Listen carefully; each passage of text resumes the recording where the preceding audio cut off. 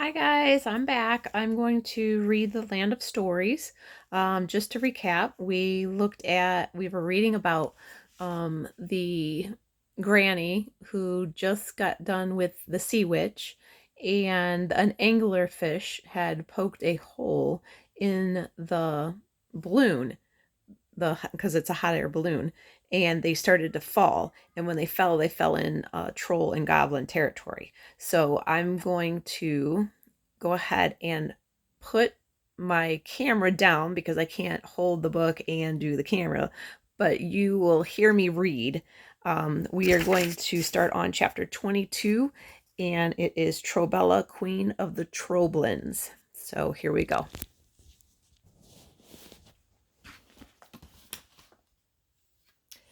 A gentle swaying stirred the twins to life. They opened their eyes and found themselves in a caged cart traveling down a long, dark tunnel, heading deeper and deeper underground. The cart was pulled by a donkey and steered by a short and fat troll with wide, bat-like ears. "It's about time you woke up," said the harp. She rode in the same cart as the twins. "What happened?" Connor said, rubbing his head. He and his sister were sore, bruised, and cut up a bit from the crash. "Our ship crashed and we've been kidnapped by trolls and goblins," the harp said. "In other words, we're having a bad day." "We've been kidnapped by trolls?" Alex said. "No, this can't be happening again." "Where are the others?" Connor asked. "They're in the cart behind us," the harp said. "No one was seriously wounded, thank the heavens. Goldilocks dislocated her shoulder, but it set it back in place. Red has a scratch on her cheek and has been crying about it for hours." The twins looked in the tunnel behind them. Jack, Goldilocks, Froggy, and Red were squished together in a caged cart, being steered by a goblin. Goldilocks was clutching her wrist, testing the reflexes throughout her hand. Red was sobbing into Froggy's shoulder. She had a small scrape across her cheek, just below her left eye. "It's going to take weeks to heal," Red said. "I'm going to look like a peasant." "Where's the wand?" Alex whispered to the harp. "The troll took everything of value and put it in there," said the harp, and pointed to a satchel he wore around his shoulder. They could see Jack's axe, Goldilocks' sword, and the tip the wand poking out of the top of it. "We're going to be slaves now?" Connor asked in a loud and frustrated voice so the troll would hear him. The troll let out a rumbling chuckle. "I wish," he growled. "We don't have slaves anymore. You lot are in for something much worse." Soon the carts were passing under a stone arch, and the twins remembered from their last visit to the underground kingdom. The stone had two statues underneath it, one of a troll and one of a goblin, and in bold letters what used to say, "Be troll, be goblin, or be afraid," now read, "Welcome, friends." The twins rubbed their eyes to make sure that they were working properly. "Huh?" Connor said. "Are you reading what I'm reading, or do I have a concussion?" They moved through the arch and down a long stone tunnel. The twins expected to descend into a large, noisy common room they'd visited before, but everything was completely different. Instead of being filled with hundreds of trolls and goblins being served drinks and food by human slaves, the room was completely still. All the stone tables and chairs had been removed, and trolls and goblins stood attentively in perfect lines. "That's odd," Connor said. "It's like they're at boot camp or something." The trolls and goblins faced an empty stone throne, all waiting for their leader's arrival. They weren't quite as ugly as the twins remembered, and the smell of their poor hygiene wasn't as strong either. They had finally learned to take care of themselves. The cart turned a corner and moved down another tunnel, headed for a dungeon. It was if the twins remembered properly. They were shocked to discover the dungeon had changed too. The individual cells had been removed, and now there was just one big space with furniture and torches. A dozen or so humans mingled about the room. They weren't the frail, overworked slave the twins had seen last time, but they were more a bored and restless group, yawning and twirling their thumbs. The troll and goblin pulled the twins and other captives out of the carts and put them into the room with the others. They drove the carts off, taking the harp and the satchel with the wand of wonderment inside it with them. Don't let them take me, the harp cried. They're going to melt me and forge me into nose rings. Unfortunately, there was nothing they could do. A large gate shut behind the carts as the troll with the magic harp drove off.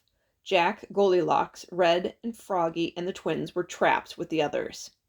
We have to get the harp and the wand back, Jack said. He put his hands to the great gate door and shook it as hard as he could, but it didn't budge. The twins didn't look nearly as stressed as the rest of them. Don't worry, if we could escape this place last time, we can do it again, Connor said. Once again, the voice of optimism. Things look so much more civilized in here now, Alex said.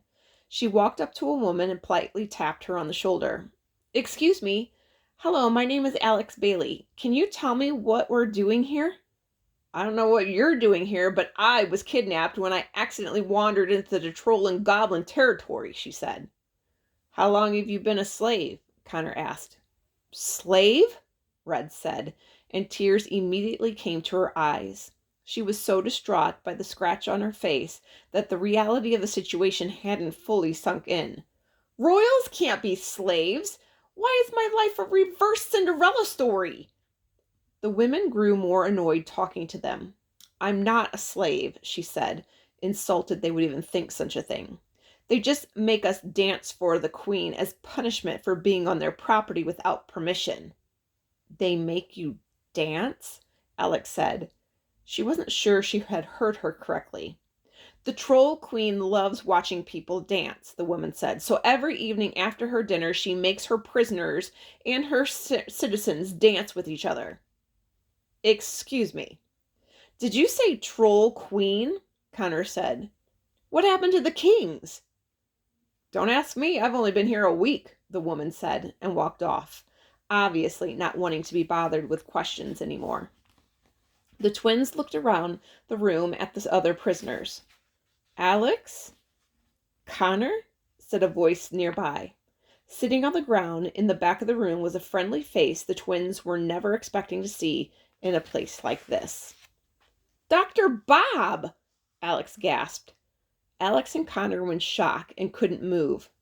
Bob got to his feet and ran to the twins, giving them a long, teary-eyed embrace. I thought I was seeing things, Bob said, but it's you. It's actually you. The twins' heads filled with so many questions they tried filtering them to the basics. Bob, what are you doing here? Connor asked. How'd you get into the fairy tale world? Alex said. Bob let out a lengthy sigh. I've had quite the adventure, he said. I was at the house when Mother Goose and the soldiers realized you were gone. A door appeared out of thin air in the living room, and your grandmother appeared. While Mother Goose was explaining what had happened, I slipped through the door and have been here ever since. How long have you been here? Alex asked. A week or so. I think maybe a day or two more, Bob said. Connor's eyebrows shot to the top of his forehead. You've been down in this dungeon for a week? He said. Oh no, I've been all over the fairy tale continent, Bob said. I've only been in troll and goblin territory for a day or two. Alex happily clasped her hands together. So it was your ring the sea witch was wearing, she said. Why were you with the sea witch, Bob? Connor asked.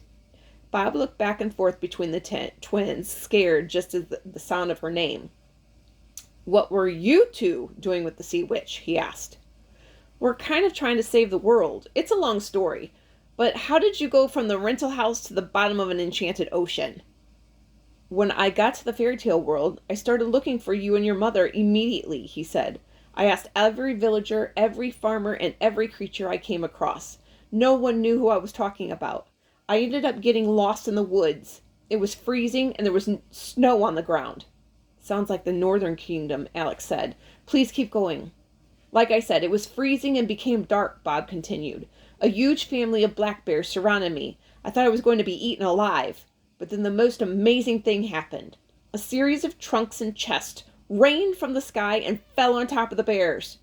The twins side-eyed Goldilocks and Red, who shared the same stunned look on their faces. I don't know where they came from, but thankfully they were full of dainty coats and scarves and jewelry, Bob said. I wrapped myself in the clothing and was able to survive the cold night. Amazing, Red said through her teeth. Losing her belongings hadn't been such a waste after all, but she still was bitter about having had lost them overboard. Bob continued to adamantly recall his trip for the twins. I searched the land for a few more days with no luck.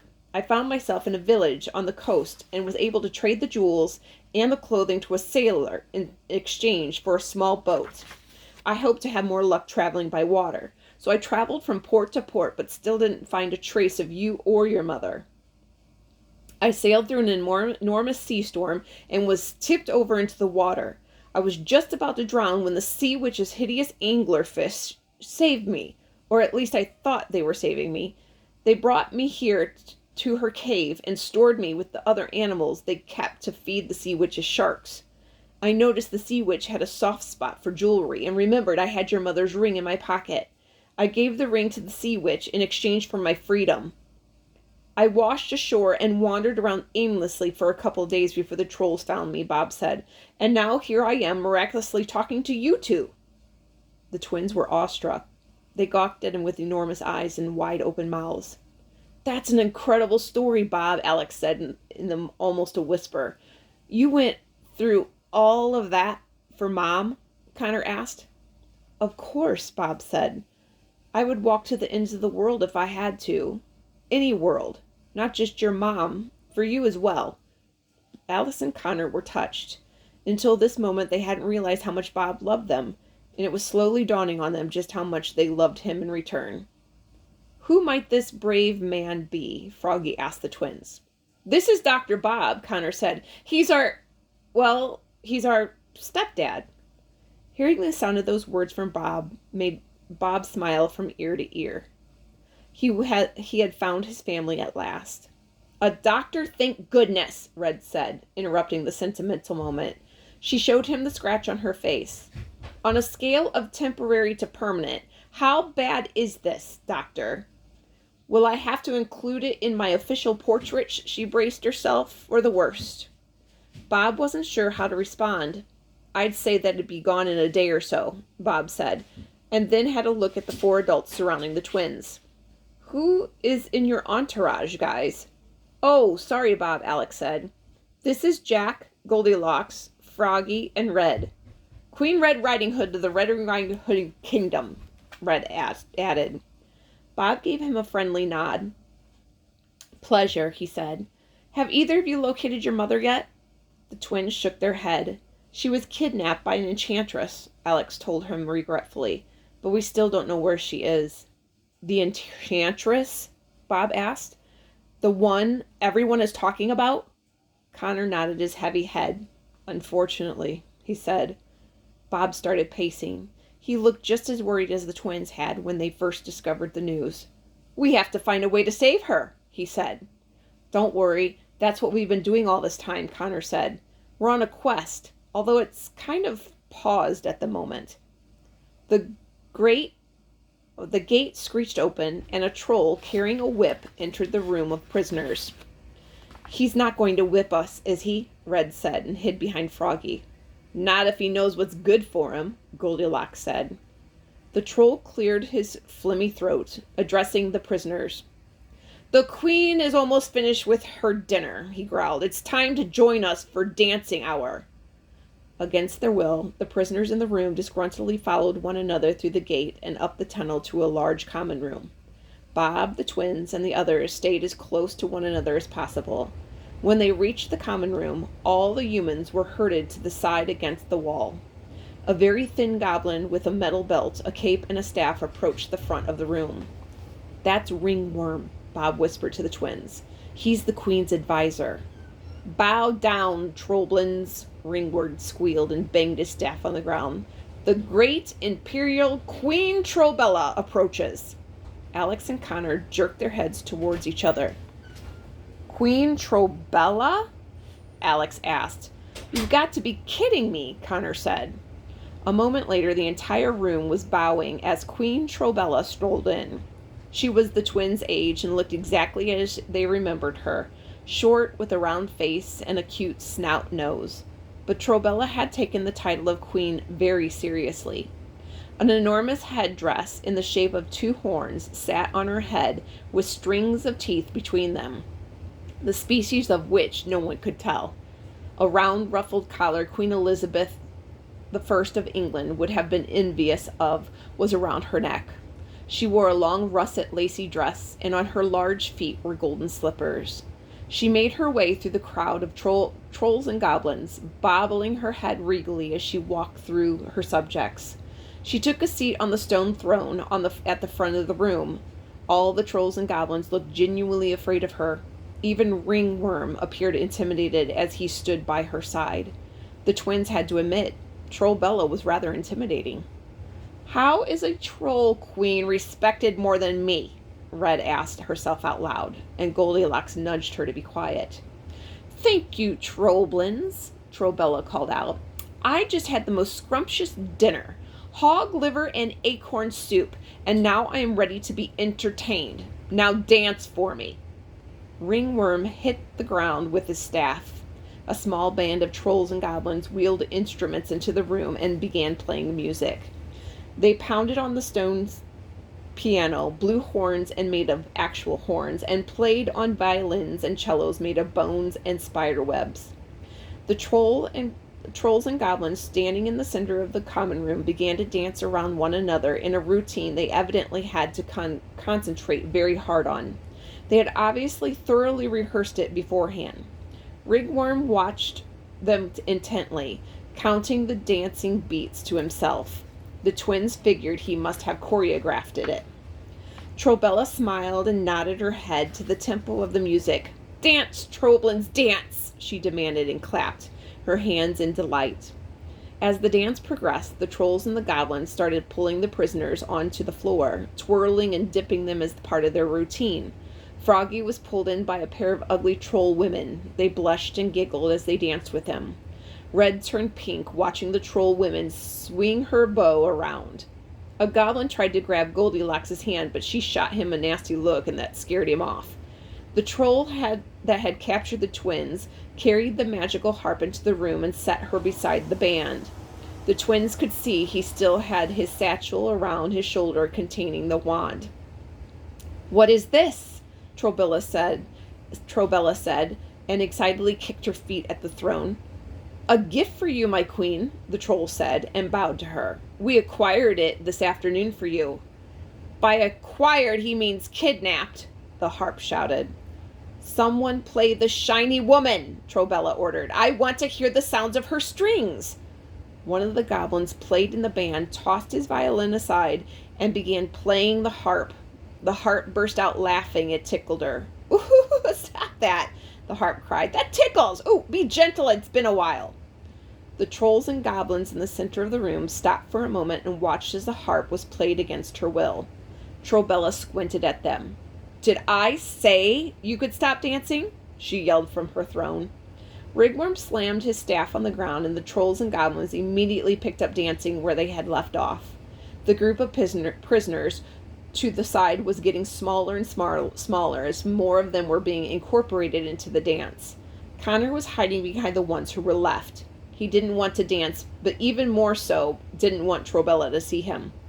As the dance went on, Jack, Goldilocks, Froggy, Red, Alex, and Bob were all pulled into it, one by one, and twirled around. Connor was the only one left and stood alone. Trollbella gazed around the room, pleased by all the dancing, and her eyes finally landed on Connor. The troll queen screamed. Her mouth opened and her eyes grew twice in size. "Stop the music!" Trollbella ordered, and the band went mute immediately. She clutched her chest over a rapidly beating heart. "My butter boy has returned," she gasped. Connor cringed. "Hi, Trollbella," he said, and awkwardly waved at her. Trollbella was beside herself with excitement. "I knew you'd come back to me one day, butter boy," she said softly, almost in a trance.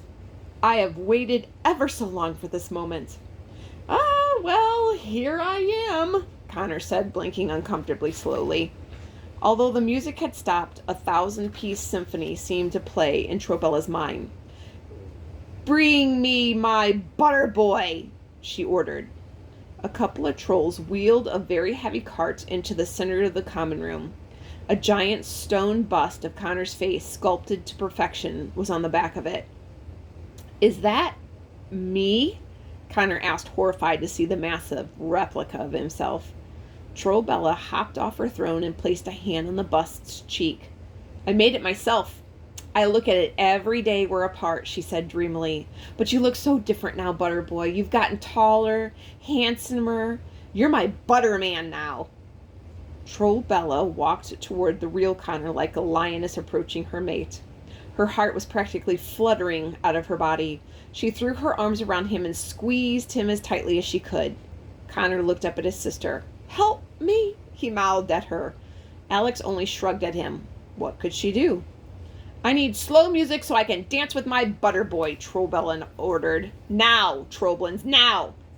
The band started a slow, romantic melody. Trollbella danced with Connor to the music, rather. She moved him around the room, and he followed. Trollbella, what is a Trollblin? Connor asked. It's what I renamed my people because I became queen, Trollbella said, and rested her head on Connor's chest as they swayed. Her headdress almost poked him in the eye. The Goblin King didn't have an heir, so I inherited both thrones and combined them. What happened to the Troll King and Goblin King? Connor asked. Rocks fell and they died, Trollbella said simply. It was tragic. It was messy. Environmental hazards when you live in an underground kingdom. I'm so sorry to hear that, Connor said, not sure whether Trollbella was saddened by the incident. Trollbella shrugged happily. But at least I'm queen now, she said, and a great queen I have been for my Trollblins. We've had a bad reputation for so long. I've tried restoring honor in class by making them bathe and dance.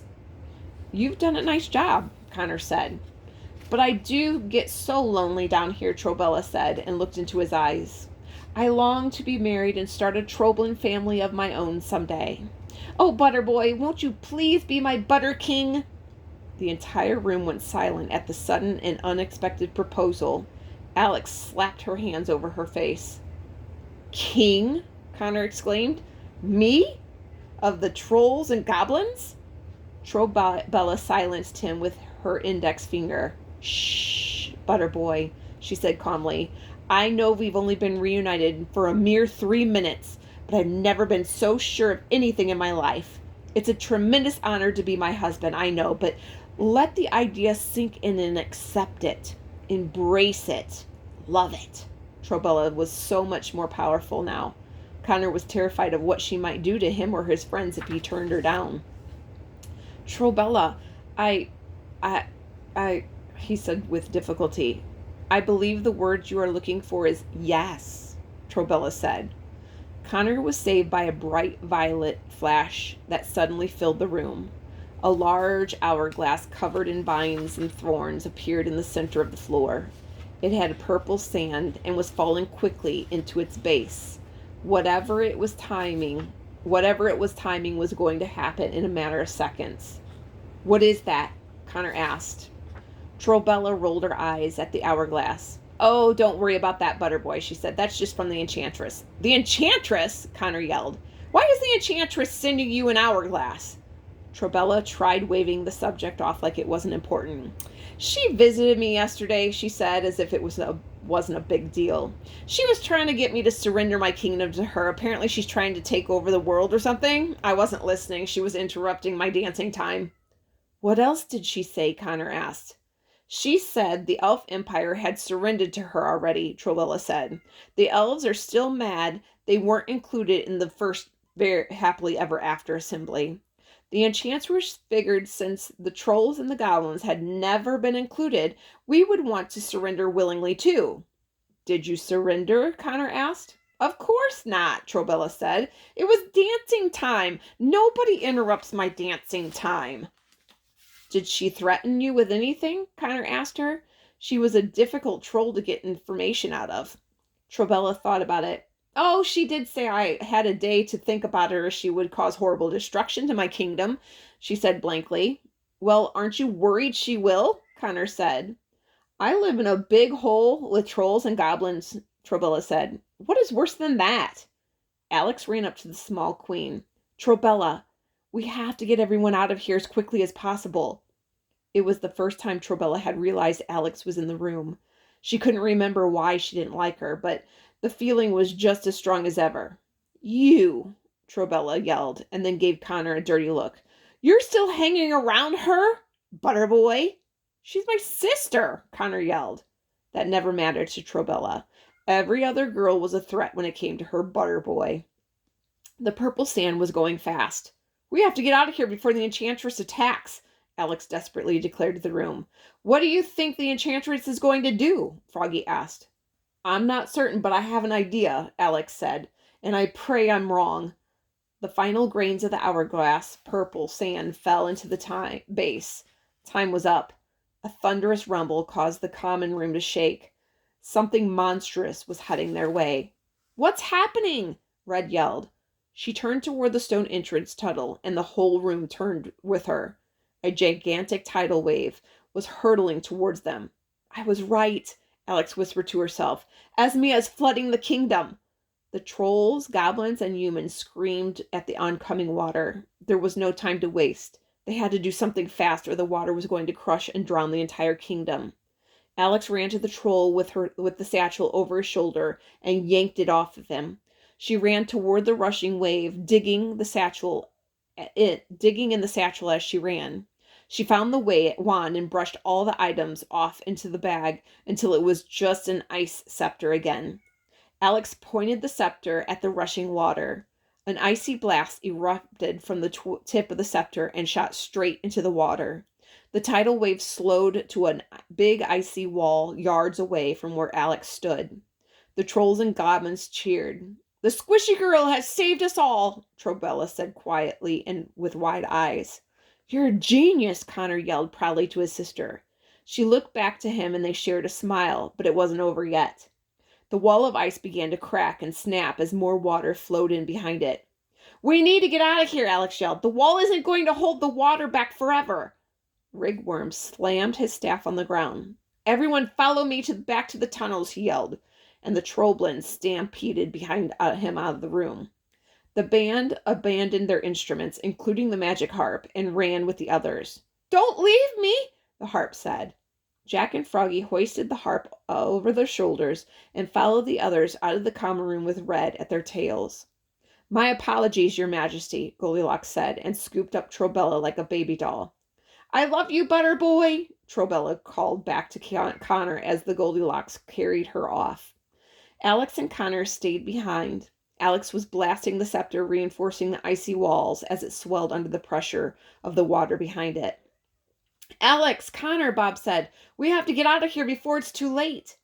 They need time to escape, Alex said. I have to keep the wall up so they have a chance. Go, save yourselves. Alex was holding the scepter like a flamethrower, freezing the water as it crept closer and closer.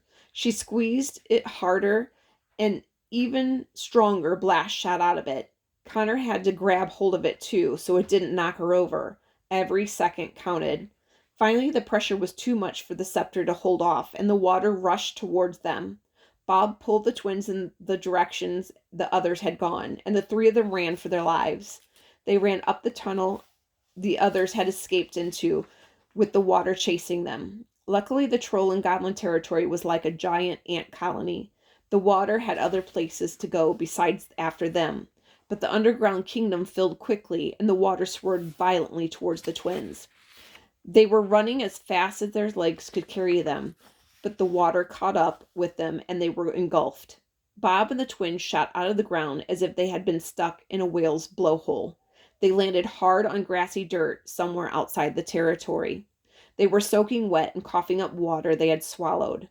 The twins and Bob got to their feet and had a look around at wherever they were. They were standing in a field on the edge of the forest. The entire troll and goblin race was spread out across the field with Jack, Goldilocks, Red, Froggy, and the harp sprinkled between them. They moaned and panted and held on to the loved ones they had nearly lost.